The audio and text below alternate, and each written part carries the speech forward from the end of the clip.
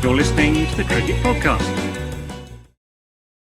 Hello, everyone, and welcome back to the Cricket Podcast, where we are here in part 2 or 3, if you're listening to the audio, or in this part, if you're on YouTube. We're here to talk about India losing 2-0 to South Africa. That is 2 series wins out of 3 to other opposition teams. That's a terrible way of saying that. That's 2 series defeats out of 3 for the India team at home after going 12 long years without losing a single series at home. I mean, I don't even know if they lost 2 test matches in that run. I think they did. 1 to England, 1 to Australia. It's pretty incredible. Pretty incredible. And now here they are, 5-0 down to South Africa and New Zealand. I'm going to go as far. I'll throw it over to you. Make sure you click like and subscribe wherever you're listening or watching. Just a prompt there. I'll throw it over to you for a little summary of the game. But here's the thought to dwell on. Would West Indies have fired their coach if they'd lost 5-0 at home to New Zealand and South Africa? Max, talk about that. And then can you summarise? And you can talk about that for as long as you want, or skip it entirely and just summarise what happened in the second test. I would the West Indies have at home. Yeah, you know what, they might have actually, because West Indies are usually good for a win at home, aren't they? I think they might actually do that. Yeah, I think they would pull the trigger.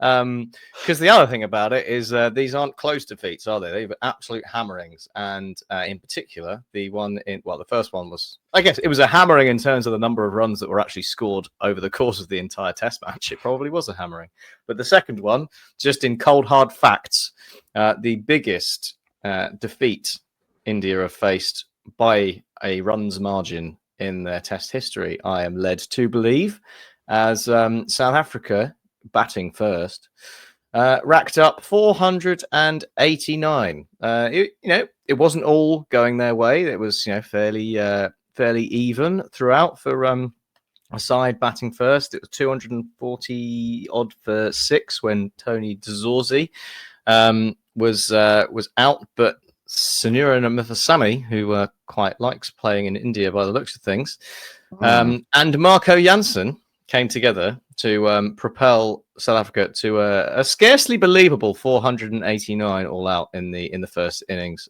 Jansen 93 off 91, belting the ball to all parts, 7 sixes in that innings. So full credit to him, playing a lovely foil to Muthusamy's more measured and composed 109. And that had South Africa in a very good position indeed. India got off to a decent start. In reply, they were 95 for 1. The openers were going well, and then all hell broke loose. The spinners took the wickets of the top 3. Harmer, Maharaj, Simon Harmer. Brexit to blame for him not playing for England. What could have been? And then it was over to Marco Jansen, who, off the back of 93, decided he was going to get 6 wickets as well, ripping through the India middle order. They collapsed in a heap. Only some late resistance from Washington Sundar got them over 200, but they were some way behind before South Africa came out to bat. And this is where it got a bit curious, isn't it? Because they batted, but they batted very, very slowly for a team that, only had a couple of days left in the test, and you think time might be running out. The games, the days of cricket were ending a little early because of bad light, and it was all very pedestrian from South Africa. Aidan Mark from 29 of 84. Tristan Stubbs got to 94, but it took him 180 balls to do it, and it was. Yeah, you just wondered what South Africa were playing at, and whether they were giving India a way out to bat it out. But they knew what they were doing, because India were shot to pieces. They'd been kept out in the field. Shukri Conrad came out and said, "We just wanted to grind them into the dust," or was it make them grovel? That was the word, wasn't it? Very unfortunate. Which was a questionable choice of words, given various contexts around both countries. But anyway, India were not able to resist the tide, and Simon Harmer and Maharaj again did all the damage. 6 for 37 for Simon Harmer, nice figures for him, and India collapsed in a heap, 140 all out, chasing their nominal target of 549, and game over, series over. Well, Gambhir over. Take from this. Gambhir not over. No. Gambhir will fight on. Inexplicably. There's a few things to pick up on. I think the grovel comment was a very unfortunate. You know, you don't have to know much about the history of cricket to know that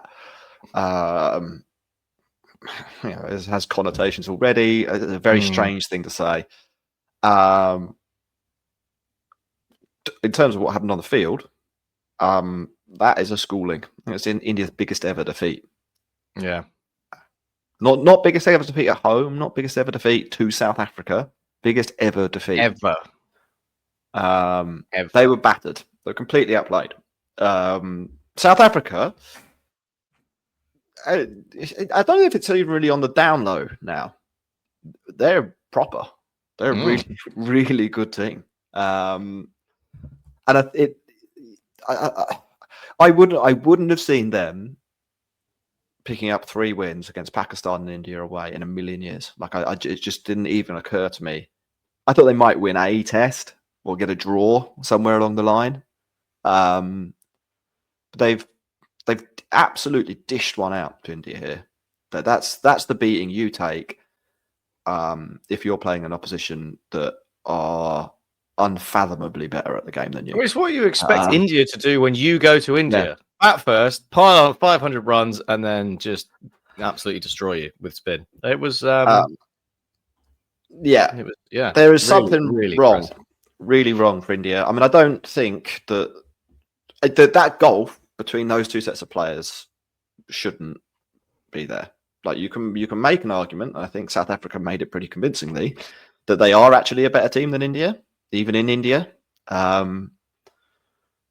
I think it's difficult after those 2 matches to come to the conclusion that isn't the case. But that kind of hammering probably shouldn't be on the cards. They managed to lose in like 4 different ways as well. I mean, they've lost by in this match. In this one, right? Yeah. In this match, they've lost by throwing away a situation where they'd had the other team in a little bit of difficulty at 200 for 5. I know that doesn't sound really difficult based on some of the Test cricket we've seen recently, but on this pitch, 200 for 5 is probably on top of the bowling team. You've let a guy with not that much Test experience then get a ton, and Marco Jansen, the other team's number 9, get 93. Marco Jansen's pretty good number 9. We'll say that. I mean, Jansen, Harmer, and Maharaj is 9, 10, 11. Probably the best 9, 10, 11 to play Test cricket, isn't it? It's good. It is good. It is good. But you've thrown away that position. They've got 489, so you've lost it there. Then you actually come back into the game. You're 90 for 1. So somehow, Marco Jansen just blitzed. So you've managed to lose to a seam bowler there. Then in the second innings, you've been ground into the dirt by a team that are batting time and more or less out to humiliate you. You've been humiliated in the third innings, and in the fourth innings, you get spun out. I mean, like, it's incredible. Every way that you could have failed in this match, India have failed.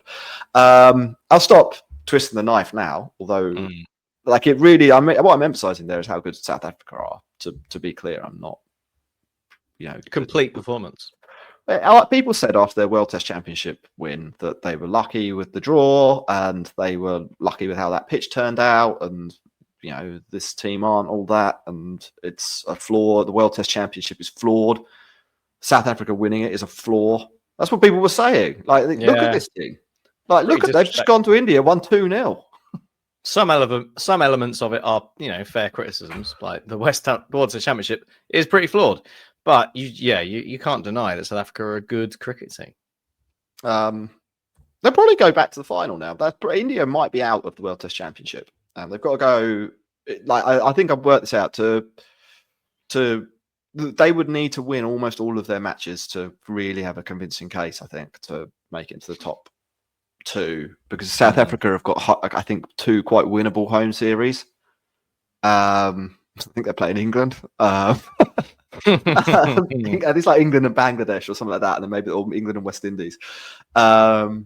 India will have to go and beat New Zealand 2-0 away. That's going to be pretty difficult for this team, I think. I mean, they've got Bumrah, so it could happen, but that's going to be quite difficult. But when Bumrah plays, and then they've got to beat Australia at home as well, and that won't be super easy, you would imagine, with the quality of player that they're putting out at the moment and the style of cricket. So it could be tricky for them. Australia obviously are going to win like all their matches, so they'll be out of sight. And then Yep. there'll probably be a race between. It'll probably be a race between South Africa and New Zealand for second place, I think. Oh, do you reckon that'll make our World Test Championship final tickets quite cheap? New Zealand, South Africa, that'd be all right, wouldn't it? It might do. Sri Lanka could make it. I think India will probably, like we in the summer, watching England v India. You had the feeling that you were watching two quite good teams. Now I'm thinking back to that, and I'm like, that was a good series between the fourth and fifth best team in the world. Which is maybe fair. What do you make of it all, Max? Gautam Gambhir, should he be fired? That's probably the question, isn't it? Yeah, but only because he's really irritating. Like, Gautam Gambhir reminds me of Mourinho. Only because he lost 5-0 to South Africa and New Zealand at home. Probably that as well. Couldn't even beat England.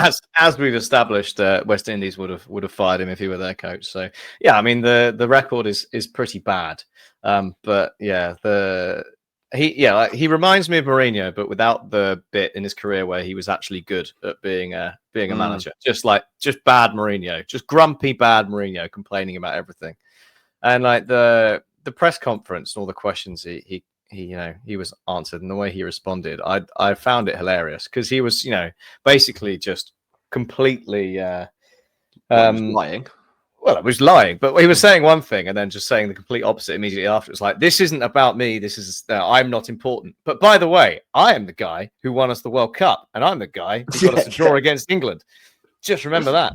There's no such thing as transition, but this is a transition. Like, I know. Make no mistake about it.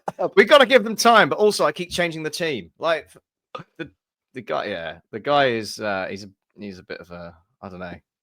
I get megalomaniac vibes, but I get probably an idiot vibes. Like I think I think that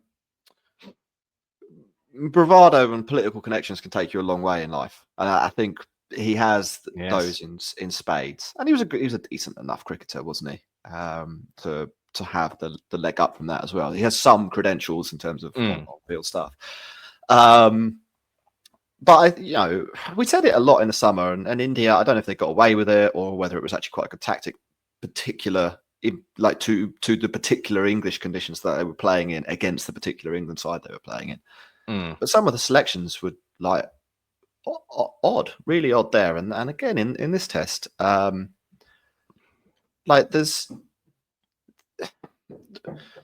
I don't understand his aversion to picking specialist players. Like, what is the reason that you need at home in a test match, or in any test match really, to have like such a sort of an eclectic mix of NKR, and then you sort of sliding them up and down the batting order, more or less at random. Like, I can't see, like, I've seen where Washington Sundar has batted across his test comeback over the last 6 or 7 matches. I can't remember how many he played in England. 4? Did he play 4 in England? And I haven't really understood why he's gone up and down the order for any of those particular instances. Sometimes it has paid off.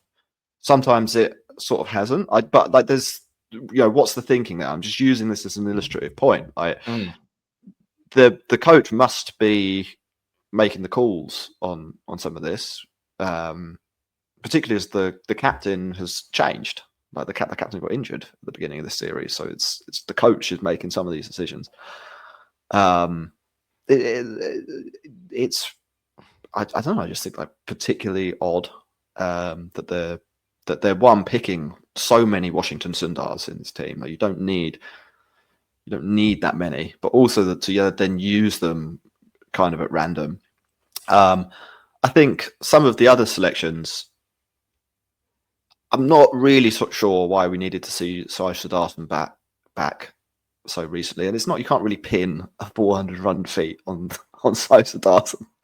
But like, he's obviously got this theory about him that I don't fully understand. I'm not sure what the transition is, and I think it's just a lot of like it's the people doing well in T20 and one-day cricket, getting the gig over people who've put in hard yards in red ball. I think the Sarfraz Khan clamoring is back again, isn't it? And he's scoring piles and piles make sense in the Ranji Trophy, and he's looked good when he's played Test cricket for India. And hey, why not just pick a batter instead of Nitish Kumar Reddy, who's going to give you 6 overs, 0 for 25 that you do not need? Well, absolutely. I don't fully understand. I don't think so. I'm not saying here that So I'm going to say Karen Nair probably should have played in these matches, right? I'm not saying that Karen Nair is going to carry India to victory against South Africa. Probably South Africa, as I was saying earlier, are just a bit better than India, and India are going to have to live with that. But he's been scoring piles of runs at home. He's the sort of player that you would kind of want with a little bit of Test experience, who seems to be having like a little bit of a career renaissance. He's the sort of person that is quite handy to have around in these situations, like the Adam Voges effect, if you like. And I'm not saying that that's what you'd get. You would get that level of production out of Karen there. You might not. You might get no runs whatsoever. But you've got to think he'd be a better selection than another all-rounder for your team of all-rounders. And I think this second match that was India have taken the battering, probably because of the pitch. It would have been drawable if they had put up a decent effort in the first innings. And a team of all rounders isn't where you want what you want to be relying on that. There is a thing in cricket, like basically, the easier the pitch is to bat on, the more an all rounder will compare to a proper specialist.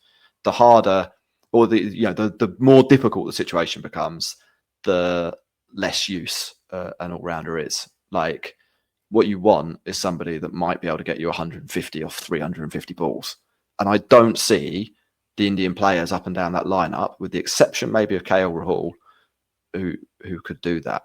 And they're not playing the England style where you're just going to go out and batter it, so you don't really want those guys around because they kind of get in the way of the bigger picture. Like, they're trying to win a Test match in the traditional way of winning a Test match, or trying to draw a Test match in the traditional way of trying to play the sport. So you've got to pick a team like that. And I think you talked about the press conference. He said some completely crazy things. You don't need the most flamboyant and talented cricketers to play Test cricket. What we need is tough cricketers with limited skills.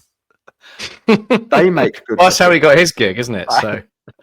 But it's just like, if that's how your head coach views this format, he should not be anywhere near the position of power.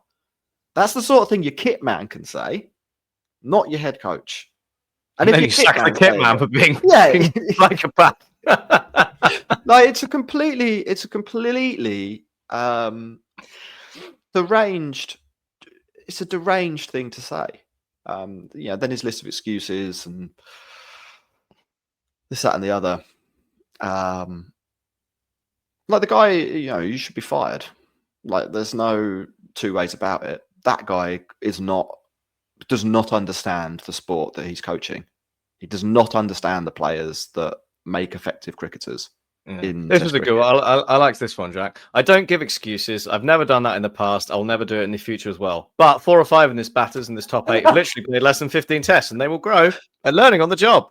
But I don't even think that's true, is it? What did he say? 4 or 5? So Rishabh Pant, he's played 50 tests. KL Rahul, he's played a load of tests. Jaiswal's played about 30. Yeah. Jadeja, has he played 100 yet? Must have. So that, okay. So where are the 4 or 5 who haven't? So Sai Sudarshan, Jurel, Nitish Kumar Reddy. How many has Washington Sundar played? Maybe you can give them that on a technicality. Maybe, yeah. Well, if you move, Washington Sundar has 17 at any point. Then that is true. Yeah. Right. Washington Sundar's actually played 17 tests, so he does not, by his own criteria. Yeah, that's more than 15. Famously. So it's Jurel and Sudarshan, who probably shouldn't be in the team. Jadeja's only played 89. That's nearly 100, isn't it? Yeah, round it up. Give him 11. Why not? That's what I think about India. Yep. Fire the coach. Like they won't, because he's very well connected, extremely well connected, and in fairness, he did all right in the Champions Trophy. I think 2-2 away in England. Maybe Probably he should be credit the in the white bank ball for that coach as well. only. They've ruled that out. Yeah. And I don't know, like, there's a question of who they go to instead. Ashish Nehra, maybe. I would have gone with him in the first place if he wanted the job. I don't actually. This was the other thing with Gambhir. It's just become the Gambhir podcast a little bit. I don't actually understand why he got the job in the first place. Like, what did he squared up to Kohli once after an IPL game, and everyone was like, oh, "Yeah, we need the hard man." It was, that's what you get if you pick a fucking idiot. Fucking idiot results. Like the World Cup, Max. We've got to finish this off really quickly. The groups are out. The completely unforeseen news we were alluding to much earlier in the podcast is that India and Pakistan will be in the same group. Can you believe that? And not just the same group, Jack. The easiest of the four. Well, I don't know. Say that USA did beat Pakistan last That's time. true. So... That's true. They did. Yeah. Yeah. Haven't Netherlands beaten Pakistan as well? Oh, everyone's beating Pakistan. Yeah, I don't know. I think Pakistan might struggle to get out. It's the easiest group for India. It probably is the easiest group for India. Elsewhere, Australia will have Ireland, Oman, Sri Lanka, and Zimbabwe in their group, which, there should be some fun games in there. There could be... Ireland will fancy getting out of that, I think. Zimbabwe will probably fancy getting out of that. That should be pretty exciting. England's group features Bangladesh, Italy, Nepal, and West Indies. Again, there's decent chance for drama there. Nepal aren't mugs. They've beaten West Indies pretty recently. Bangladesh in India. You never know what you're going to get. You never know what you're going to get there. But West Indies, I think, have beaten Bangladesh in Bangladesh recently. So that's interesting. Yeah. And England, you don't know what you're going to get with England. England might not make it out of that group. They could lose to Italy. And Group D is Afghanistan, Canada, New Zealand, South Africa, and the UAE. So there's not really, in the other groups, you've got England's group, Australia's group, and India's group. It's not clear who owns Group D. Yeah. Maybe that's South Africa's group, but I'm loath to. It's give them a group. That maybe is the quote unquote group of death for one of them anyway. There's a proper team's going to go out of that. Looking forward to it. Starts in February 2026. Obviously, doesn't start. It's going to be a long year again. It's still got. I do think it's still got. There's two problems with this World Cup. One, it's too close to the IPL. Like, you don't need that much T20 cricket. One game a day. I don't think they're quite doing that. I think it's actually spread. It's actually a little bit more condensed, which is three games a day to start with. It's only a month long, so but like it is still too close to the IPL, I think. And the IPL's got a problem with playing all its games one game a day as well. So that's by the by. Second thing is this stupid second group stage, which I think unnecessarily prolongs the tournament and it trivializes the first group stage a little bit. There's too much group stage cricket, and all the seedings for the second group are based on the pre-tournament seedings anyway. So like that, the whole thing is just stupid. It's all it's all designed to make sure that India and Pakistan play each other as many times as possible. And the number of ICC tournaments we're getting now, I think India and Pakistan are probably playing each other more than any other teams are in cricket. And I'm actually really bored of it now, especially with all the handshake that's going on. I'm done with it. Yeah, I think it's I basically agree with all of that. Like I quite enjoy a T20 World Cup. I like seeing. What I like are the smaller teams. I like that probably because of the volatility of T20 cricket, someone pretty decent is going to go out and someone we're not expecting is going to go through to the next stage. Mm-hmm. What I don't like is that at that point, I want the small team to get their reward, get their big knockout game, and maybe if they win that, end up in the semi-finals somehow. The second group stage, not only is it all contrived to basically get an India-Pakistan game and then slightly lower key, get an Australia-England game. it also means that you don't really get your reward for getting through. What you get are like It's to lose 3 times. probably, yeah, you get to play better teams that are in better form and lose. There's no high stakes match that like the US there's no play integrity game. to it, and it makes it all look like a bit of a joke, to be honest. Yes, I agree, and so I think it's all about that TV really revenues, drags. as we know. I guess yeah, whatever. Anyway, that's the end of the cricket podcast. The Ashes is still going, and we will be back to talk about the Ashes some point pretty soon.